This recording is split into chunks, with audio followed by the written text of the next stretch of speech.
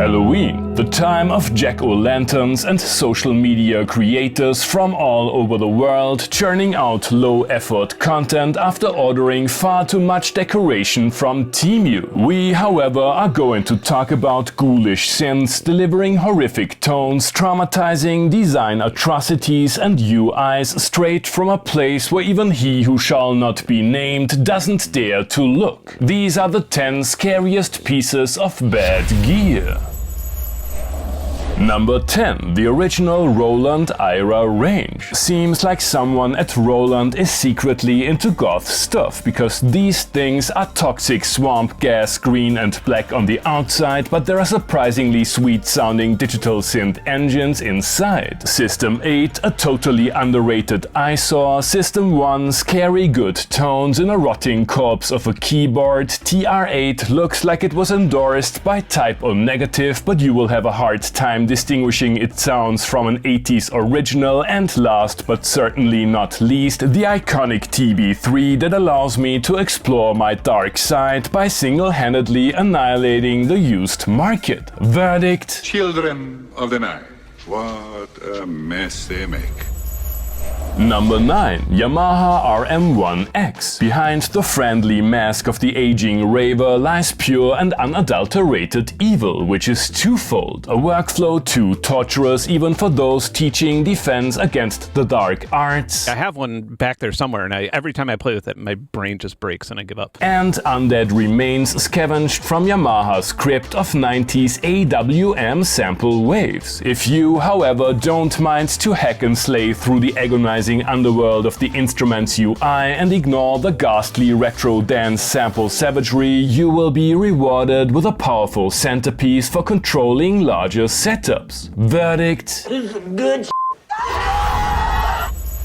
Number 8. Akai MPX8. Inarguably the most terrifying piece of bad gear to ever grace this cursed timeline. Created by Akai when the brand was still going through a valley of tears, this little sample player doesn't promise much and still manages to break every single one of these promises. Unreliable sound playback, terrible reverb, limited transposition range, sample management straight from hell, lack of essential features like choke groups and sample loading times that feel like an eternity of damnation. It was brought to the market in 2013 and it seems like they still haven't sold off their first production run. Verdict: I'll get the shovels, dear.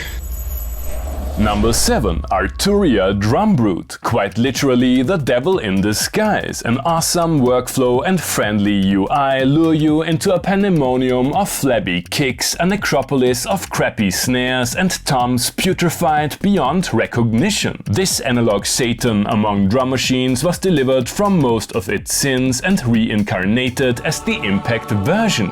Verdict: F2 Brute.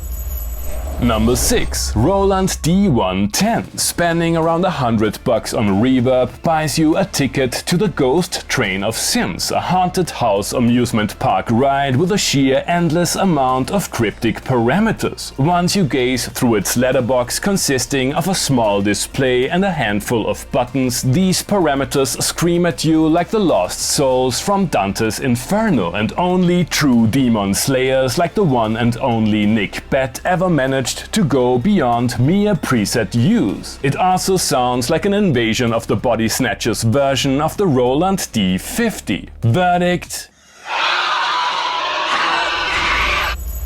Number 5. Teenage Engineering Choir. This one is quite obviously part of some Scandinavian psyops trying to undermine the music tech ecosystem with hipster rage bait tactics, erosion of the synth playing middle class and perfidious copyright strike.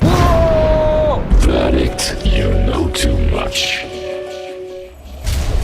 Number 4. Korg Prophecy. The iconic Korg Prophecy is both timeless milestone in music history that remained unsurpassed for decades and the lament configuration of music technology. It allows for super expressive sounds for those who can actually play, but the cruelty of its UI and the bottomless menu system will fry your brain and then come back for your soul. Verdict: What's your pleasure, Mr. Cotton? Number 3. Every 80s FM synth, with one exception. Programming an 80s FM instrument is known to be a merciless punishment only endured by a secretive cabal of overpowered synth brains. Fun fact, they also speak Sussex fluently. That being said, even if you figured out how to master the microscopic displays and Milgram experiment-worthy UIs, these synths only let you create patches as cold and harsh as the realization that your musical career can't be saved by collecting hardware synths. The Korg 707, however, is super easy to use. Much recommended. Verdict: Danger zone.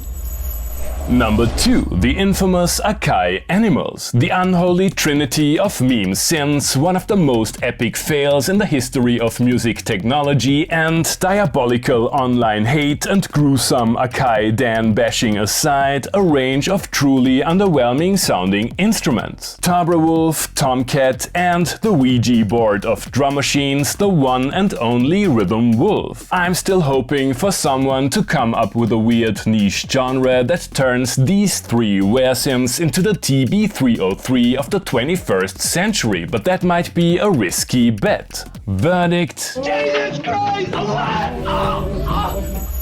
Number 1. Octatrack, the Dark Lord that just won't die. Brought to the market in 2011, it offered around 6% of the features of Ableton Live 8, but came with a Sisyphus-like learning curve and an RTFM experience similar to an Edgar Allan Poe novel. Up to this day, it is surrounded by an occult society of believe me bros, but it is still more awesome than Electron's most recent Trick or Treat Groovebox.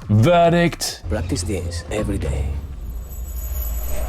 Hope you enjoyed this spooktacular cemetery of nightmarish music-making toys. Feel free to be damned until the end of time, or like, subscribe, become a patron and use one of the links down below before going on a bad crazy gear shopping spree. Thanks for watching and see you next time. Thanks to all my patrons for supporting the channel, and welcome to the monthly shoutouts. When looking for Halloween-themed voice processing, I stumbled upon This Tier 4 Clapping Calvin Stevie, JHBA